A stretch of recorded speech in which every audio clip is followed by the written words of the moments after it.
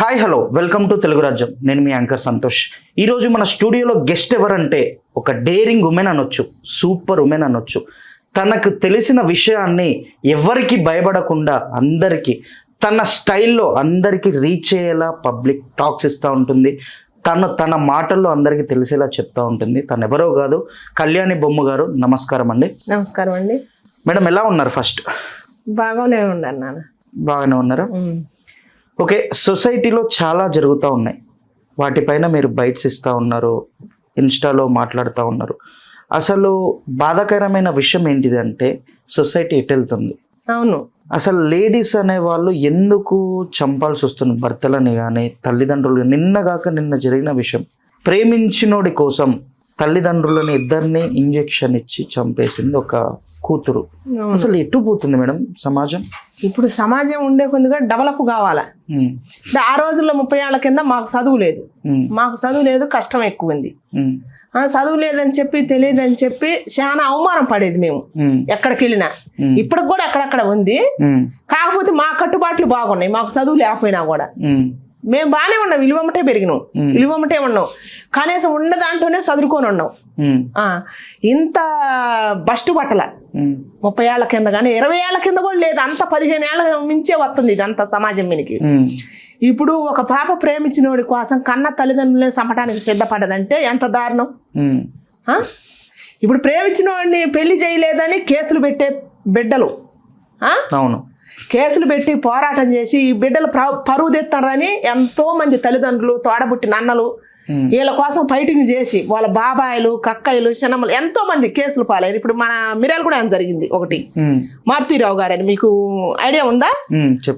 ఒక్క కూతురు ఆమె ప్రేమించినోడి కోసం ఎంతమంది ఇదైపోయినరు. వాళ్ళ బాబాయ్ జైల్లో పడ్డాడు ఆమె కోసం. వాళ్ళ నాన్న చివరిలాంటికి చచ్చిపోయింది మారుతీరావు గారని. ఇట్లాంటి సమాజం మీద చాలా జరుగుతున్నాయి. ఏమిటికి జరుగుతున్నాయి అంటే అవగాహన లేక, ముందర ఫస్ట్ కష్టం విలువ తెలియట్లే, కన్న తల్లిదండ్రుల విలువ తెలియట్లే. నిన్ను 9 మాసాలు మోసి కని పెంచి ఇంత దాన్ని చేస్తేనే కదా నువ్వు మరొకళ్ళని ప్రేమించేది. తల్లిదండ్రుల విలువ తెలియదా ప్రేమించేటప్పుడు? చెప్పు, ఎందుకు ఇంత దారుణంగా తయారవుతారు అమ్మాయిలు ఎంత తయారవుతారు, అబ్బాయిలు ఎంత తయారవుతారు. ఇప్పుడు నువ్వు తల్లిదండ్రులు ప్రేమించినోడి కోసం తల్లిదండ్రులు చంపేసినావు, రేపు వాడిని చంపవా? వాడికి తెలియదా నీ కోసం తల్లిదండ్రులు చంపమని నువ్వు పురమాయించును? రేపు నిన్ను చంపదా, నీ తల్లిదండ్రులు చంపదా? నా క్వశ్చన్. అవును, చెప్పండి. మీరు కూడా ఒక మొగమడిచే కదా, చెప్పండి. ఖచ్చితంగా జరుగుతుంది కదా. అండ్ చాలా మంది మొగోళ్ళు పెళ్లి చేసుకోవడానికి భయపడుతున్నారండి ఇప్పుడు. ఎందుకు భయం? అసలు సగం నేర్పించేదే వాళ్ళు కదా. అసలు భయం ఎందుకు? నేర్పించేదే వాళ్ళు కదా. ఇప్పుడు ఆ రోజుల్లో మొగమడి చెబితే అసలు చెయ్యెత్తి కొట్టేదానికన్నా కళ్ళెత్తి చూస్తే భయపడేది ఆడవాళ్ళు. మేము ఇప్పుడు దాకా కూడా అంతే ఉన్నాం మేము. ఇప్పుడు ఏమని చెబుతారు? వాళ్ళ ఇష్టం అని చెబుతారు, మగవాళ్ళే చెబుతారు. ఆమె ఇష్టం ఉంటే తాలిబుట్టు వేసుకుంటే లేకపోతే లేదు, ఆమె ఇష్టం అయితే మెట్టెలు పెట్టుకుంటే లేదు. ఎవరి ఇష్టాలు వాళ్ళవి, ఎవరి అభిప్రాయాలు వాళ్ళవి. మీ ఇష్టాలు మా మీద ఎందుకు రుద్దుతున్నారని అడుగుతారు. ఎందుకు చేంజ్ అయినట్టు అప్పటికి ఇప్పటికి? ఎందుకంటే తెలివితేటలు వస్తాయని చెప్పి, మా అంత కష్టం మీరు చేయకూడదు అని చెప్పి మేము కష్టపడి మిమ్మల్ని సిటీలో ఉంచి చదివిస్తున్నాం కదా, ఆ రుణం తీర్చుకుంటారు అనమాట ఇప్పుడు పిల్లలు, ఈ తరం పిల్లలు. అందుకే నాకు కడుపు మండి, నాకు చదువు లేకపోయినా కూడా, ఆరోగ్యం బాగలేకపోయినా కూడా నేను సగం మందిని నా వంతు ప్రయత్నం సగం మంది పిల్లలైనా కాపాడదామని ఉద్దేశంతో చెబుతాను నేను.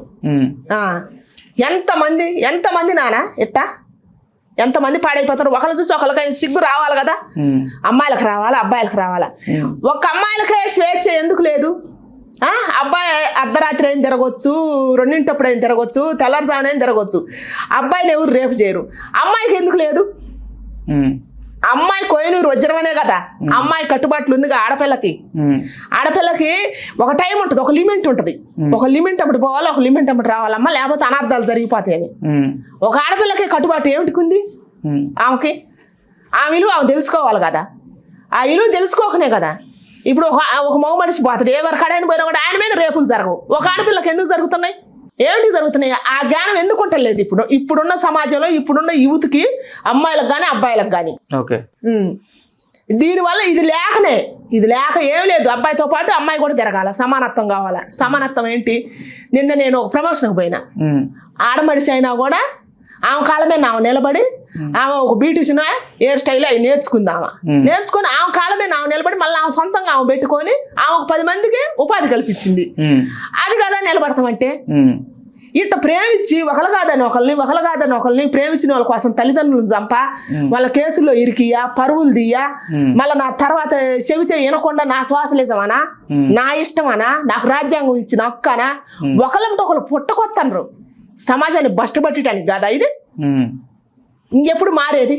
ఇంకా తల్లిదండ్రులకు ఇలివేడా గౌరవం ఏడా? మిమ్మల్ని చూసి రేపు మీ పిల్లలు ఏమి నేర్చుకోవాలా? అంటే తల్లిదండ్రుల ప్రేమించినోడి ప్రేమ కన్నా తల్లిదండ్రుల ప్రేమ గొప్పది కదా, ఇక్కడ కనిపిస్తలేదా వాళ్ళకి? కనిపించలే.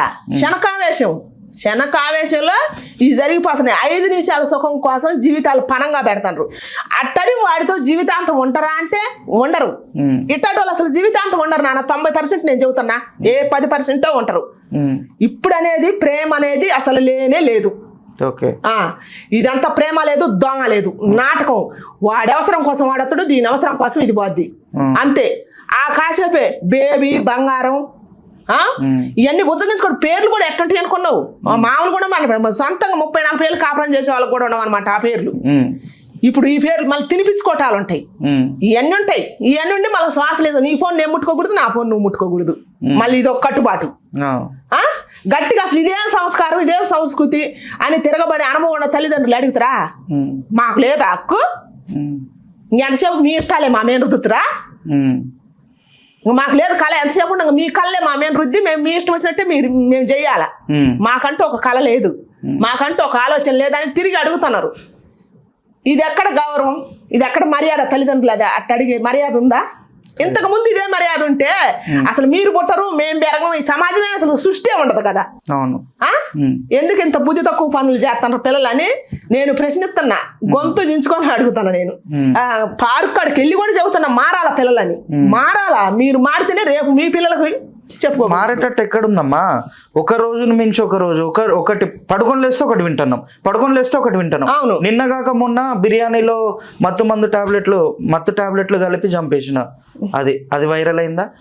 అది మర్చిపోయే లోపు ఇది. అవును, ఎటు వెళ్తాను సమాజం? అసలు ఉంచుకున్నోడి కోసమేమో భర్తను చంపేస్తాండ్రు, భర్త ఏమో ఉంచుకున్న దానికోసం భార్యను చంపేస్తాడు. ఇట్లా ఏంది అరుదుగా జరుగుతున్నాయి అంటే సిస్టమ్ ఎటుపోతుంది అసలుకి. ఒక భయం పెట్టాలా. నాకు మొన్న పవన్ కళ్యాణ్ అన్న ఒకటి చెప్పిండు. ఆయన పేరేంటి, ఏగునాథ, కాషాయం వస్త్రాలు కట్టుకొని ఒక రాష్ట్రానికి ముఖ్యమంత్రి మరి ప్రధానమంత్రి ఆయన అక్కడ సిస్టమ్ యోగి ఆదిత్యనాథ్ ఆయన ఒక సిస్టమ్ పెట్టినట్ట గవర్నమెంట్. భయం పుట్టాలి ఎవడైనా సరే తప్పు చేయటానికని ఒక సిస్టమ్ పెట్టాలా, తయారు చేయాలన్నమాట. ప్రతి వాడికి వణుకు పుట్టాల, ఆడదానికైనా మగవాడికైనా. కుటుంబ వ్యవస్థను మంట కలిపే వాళ్ళని. మరి ఇంకా సృష్టి ఏముంది? కుటుంబ వ్యవస్థ ఎట్టనే కదా పాడైపోయేది. ఇప్పుడు రాజకీయంగా అదే జరుగుతుంది, ఆ సామాన్య ప్రజలు అదే జరుగుతుంది. ఇంకా సిస్టమ్ చేస్తున్నట్ట చేయనట్ట భయం లేకనే కదా. అందరు డబ్బుకు మరుగుతున్నారు. ఇప్పుడు లంచాలు ఎక్కువ మరుగుతున్నాయి. లంచాల కోసమే కదా ఈ వదిలి పెట్టేది, భయం లేకుండా పోయేది. అదే కనుక కరెక్ట్ శిక్ష చేసి కరెక్ట్ నిర్ణయం తీసుకుంటే ఒకడికైతే ఇంకొకటి భయం ఉండేదేగా. అది నడవట్లా, సిస్టమ్ నడవట్లా. ఇప్పుడు నడవకనే ఒకళ్ళని చూసి ఒకళ్ళు నేర్చుకొని కుటుంబ వ్యవస్థను పాడు చేసి బస్టు పట్టిస్తారు. దీని వల్లనే కుటుంబ వ్యవస్థ పాడైపోతుంది, పిల్లలు పాడైపోతున్నారు. ఇప్పుడు ఒక అమ్మాయి ఈ పని చేసిందంటే, ఒక అబ్బాయి ఈ పని చేసిందంటే వాళ్ళకు ఎన్నులో వణుకు పుట్టాల. మళ్ళీ రెండో అమ్మాయి ఎటు రావటానికి, రెండో అబ్బాయి ఎటు రావటానికి అట్లాంటి చర్యలు తీసుకోవాలి కదా. చర్యలు తీసుకుంటే రెండో వాళ్ళు రావడానికి ఆస్కారం ఉందో. కుటుంబ వ్యవస్థ బాగుంటుంది, సంసారాలు బాగుంటాయి. అసలు భార్య భర్త అంటే ఏందో ఇలువ తెలుస్తుంది. పిల్లలకు రేపటి రోజున రేపు పిల్లలు అనే వాళ్ళకి వాళ్ళు చెప్పుకోవటానికి కూడా బాగుంటుంది. ఇప్పుడు మేము ఆ రోజుల్లో బాగుండబట్టే ఇప్పుడు మీకు చెబుతున్నాం. ఇప్పుడు మీరే బాగున్నప్పుడు రేపు మీ పిల్లలకి ఏమి నేర్పిస్తారు? మీరు కూడా రేపు నువ్వు అక్కడ నువ్వు కూడా రేపు మిమ్మల్ని చంపుతారుగా. ఇప్పుడు నువ్వు చంపి నువ్వు తల్లిదండ్రుల్ని, రేపు నీకు పుట్టిన వాళ్ళు ఒకళ్ళు ప్రేమించి నేను చంపరా? ఖచ్చితంగా అదే పని కదా జరిగేది. అందుకని తెలుసుకోవాలి, అబ్బాయిలైనా కానీ అమ్మాయిలే కానీ ఖచ్చితంగా తెలుసుకోవాలి. ఎట్టాటి అమ్మాయి ఉన్నప్పుడు ఈ ప్రేమ దోమ అనవసరం లేదు. ఇప్పుడు దాంతో సొంత జన్మనిచ్చిన తల్లిదండ్రులు చంపేసిందంటే ఎంత కిరాతకురాలైతే ప్రేమించినోడి కోసం. అందుకని ఆలోచించాలి. అబ్బాయిలు కూడా ప్రేమించేటప్పుడు అమ్మాయిల్ని ఆలోచించాల. ఇది అవసరం కోసం వస్తుందా, నన్ను నాగం చేయటానికి వస్తుందా అని. ఎప్పుడైనా జీవితం పంచుకునే అమ్మాయి ముందు పక్కలోకి రాదు, పక్కలోకి వచ్చే అమ్మాయి జీవితం పంచుకోదు. అబ్బాయి గుర్తు పెట్టుకోవాలా, అమ్మాయి కూడా గుర్తు పెట్టుకోవాలా. జీవితం పంచుకోవాలనుకున్న అబ్బాయి ముందు రామండు వెనక తిప్పుకోడు. ఇప్పుడు నేను ముందు నీ పెళ్లి గాథలకి నేను తిప్పుకున్నాను, రేపు నిన్ను పెళ్లి చేసుకుని నాకు నిన్ను అండా, నాకు పెళ్లి గాథలకి నువ్వు నా చుట్టూ తిరిగినావు, పెళ్ళి కాక నువ్వు అంతకుముందు ఎంతమంది చుట్టూ తిరిగినావు అని నీ మీద అనుమానం ఉంటుంది కదా, నిమిషాలకు ఉంటుంది కదా.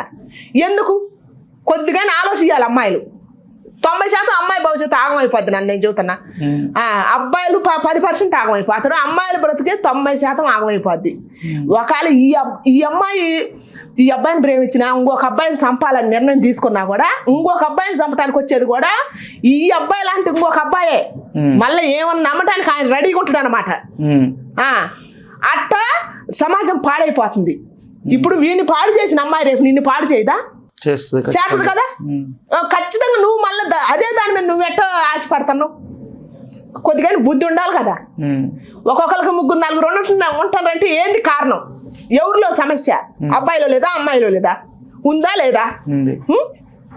అబ్బాయికి 3-4 కావాలా, అమ్మాయికి 3-4 కావాలా, మళ్ళీ తర్వాత ఒక పవిత్రమైన మొగుడు కావాలా, ఆయనకు పవిత్రమైన భార్య కావాలా? అట్లెట్లయితే ఇంకెట్టవుతుంది? మరి పెళ్ళైనా వీళ్ళిద్దరు సుఖంగా ఉంటారా అంటే ఉండరు. వీళ్ళిద్దరు సమాజాన్ని పాడు చేస్తారు అనమాట, అనుమానాలు పెంచుకొని. కాపురం చేయరు, పిల్లలు కానరు. కన్నా కూడా వాళ్ళ రోడ్డు మీద వదిలేస్తారు. వాళ్ళ అట్టాటోళ్ళు పిల్లలే రౌడీలు అయ్యేది, ఇప్పుడు గోండాలు అయ్యేది. మత్తు పదార్థాలు ఇప్పుడు గంజాయి అని దాగి రోడ్ల మీద ఎస్తలవిడిగా కొంతమంది చాలా మంది కిరాతకంగా పాపం ముసలి వాళ్ళని పసిపిల్లలని కూడా లేకుండా నాగం చేసి చంపేది ఎవరు అనుకున్నా ఎట్టాటోళ్ళకు పుట్టిన వాళ్ళే. అందుకని దయచేసి ఆలోచించాలని నేను కోరుకుంటున్నా.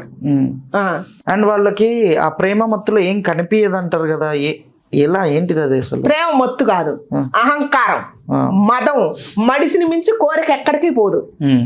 మడిసిని మించి కోరిక ఎక్కడికి పోదండి. మన నిన్న ప్రవేశనకు పోయాను నేను. అందుట్లో కీర్తి పేస అంతనా వచ్చింది ఒక ఆమె, దేవత పూజలు చేద్దంట. వయసు బిడ్డగా ఆమె కొండవా కోరికలు. ఆమె ఎందుకు త్యాగం చేసింది వయసుని? ఆడపిల్లలు అట్ట ఎదగాలనుకోవాలి కదా. ఈ ఇప్పుకోవటం కప్పుకోవటం దాంట్లో అసలు ఏం చేర్చిందనో ఒక్కొక్కరు ఇట్ట తయారైపోయి బస్ట్ పట్టిపోతున్నారు. 10 మంది ఒక బర్రె మడుగులో పడి 10 మందిని జడగొడుతుంది. ఏమవుతుందంటే ఇప్పుడు పద్ధతి కొన్ని అమ్మాయిలు కూడా నా ఇష్టం అని మాట్లాడుతున్నారు. 1కి 4 సార్లు చెబితే ఎదురు తిరిగి గొడవన్నా, లేకపోతే ఏదైనా ఆత్మహత్య కనపోవటం, ఏదన్నా బెదిరియటం, లేకపోతే ఇంట్లో వెళ్ళిపోవటం, అబ్బాయిలు కానీ అమ్మాయిలు కానీ ఇది జరుగుతుంది ఎక్కువ. ఎందుకంటే ఈ నేర్పుతున్నాయి కదా, నా శ్వాస లేదు, నా ఇంగ్లీష్ అని. దీనివల్ల చెడిపోతున్నారు. అది కాకుండా ఈ మధ్య చూస్తే లేడీస్ ఆడవాళ్ళ వస్త్రధారణ గురించి శివాజన్ ఒక మంచి మాట అన్నాడు. అవును, దానికి సపోర్ట్ చేస్తూ సంధ్యారెడ్డి గారు, అవును, అక్క కూడా చాలా మంచిగా మాట్లాడింది. అవును, ఇలా మాట్లాడినందుకు కూడా వీళ్ళపైన కేసులు వేసిన విషయాలు ఉన్నాయి. అవునవును. ఎందుకు అసలు ఎటు పోతుంది అని? ఎందుకంటే ఆమె మంచి మాట్లాడింది కదా. మంచి మాట్లాడుతుంది. మన సంధ్యారెడ్డి గారి కన్నా ఎక్కువ ఎవరికి తెలుసు? ఆమె 22 ఏళ్ల నుంచి సేవ చేస్తుంది. ఒంటరి మహిళకి ఎన్నో చేసిందంట. నేను కూడా చూసిన ఆమెది. కుట్టు మిషన్లు ఇప్పించింది, మెహందీ చేపించింది, బ్యూటిషియన్ నేర్పించింది, వాళ్ళకి మగ్గం వర్క్ చేపించింది. ఇదంతా ఆడవాళ్ళ స్వేచ్ఛ కోసమే కదా, వీళ్ళ కాలమే నిలబడి బతకటానికే కదా. అక్కడ ఎవరు వచ్చి వాళ్ళ లేడీస్ ని అలరబెట్టిరుగా, వాళ్ళు స్వేచ్ఛగా పనులు నేర్చుకోవచ్చు కదా. అంతకాడికి ఎక్కువ అంత నడిపించి ఆమెకే తెలియదని ఆమె మీద కేసులు పెట్టారు. అంతకాడికి ఎక్కువ గౌరవంగా ఆడవాళ్ళని చూసే లేడీస్ ఎవరు చెప్పు? ఆమె దేని గురించి మాట్లాడింది? ఆమె పరువు గురించేగా ఏమో మాట్లాడింది. ఆమె ఒక రాజకీయం అంటే రాజకీయాన్ని పక్కన పెడదాం, ఒక లేడీస్ గా మాట్లాడదాం. మన సంజయరెడ్డి గారిని లేడీస్ గౌరవం గురించి, మర్యాద గురించి, సాంప్రదాయం గురించి, కట్టుబట్లు గురించి చెప్పింది ఆమె. ఇవన్నీ చెప్పినందుకు ఆ కేసు అంతే కదా. అవును. అటైతే నువ్వు ఇప్పుకొని తిరగమ్మా, నీకు నేను సపోర్ట్ ఉంటానంటే కేసు ఉంటదిగా. ₹1,00,000 ఇస్తారు తిరిగి చెప్పినందుకు డబ్బులు ఇస్తారు. అంతే కదా. ఇప్పుడు ఆయన ఎవరో ఒక ఆయన చేస్తుండ కదా గుడి కట్టెత్తనని, ఆమెను ఎంత అసభ్యంగా అవమానించుకుంటూ చేస్తుండ ఆయన. ఆమెకు అది హ్యాపీయేనా? మన సూర్య గారు అది ఎటకారంగా చేస్తున్నారు. ఎటకారమే మరి. అది కంటికి ఆమెకి చెవులు పోయినాయా, కళ్ళు పోయినాయా, మరి ఆమెకి ఏం పుట్టిందో నాకు తెలియదు కానీ ఎటకారంగా మాకే కోపం వస్తుంది. అందుకే ఆమెను మేము తిట్టేది. నేను కూడా సంజయ్ రెడ్డి అక్కకి సపోర్ట్ చేసిన. ఎందుకంటే ఆయన ఎంత ఎటకారంగా మాకు సూర్య మాకు బాగా స్వేచ్ఛ, మాకు కట్టుకునే ఇప్పుకునే సామాన్లనో ఏందో భలే చెప్పిండు ఆయన. మాకు అన్ని చూపిస్తుంది, మేము ఫ్యాన్వి, బిగ్ ఫ్యాన్వి అని చెబుతుండు. చెప్పుకుంటే ఆమెను కీర్చపరుతుండు ఆయన. అడుగడుగు కీర్చపరుతుండు. అక్కడ లేడీస్ పరువు పోతుందిగా. నీ పరువు పోతే ఒకటి కాదు, మా పరువు పోతే ఒకటి కాదుగా. మరి అక్కడ ఆయన గుడి కట్టిస్తానంటాడు, నీకు ఎటకారంతో కట్టిస్తానంటాడు. గుడి కట్టిస్తానంటాడు, నువ్వు వేసుకుని 2 పేలికలు పెట్టి గుడి కట్టిస్తానంటాడు. మరి కట్టించుకుంటావా చెప్పు? నీకు మంచి మాట్లాడిన సంజయ్ అక్క మీద కేసు పెడతావా? ఎంతవరకు కరెక్ట్ ఇది? అందుకే మాలాంటి వాళ్ళు మొత్తం మేము సంజయ్ రెడ్డి గారికి సపోర్ట్ ఉంటున్నాం.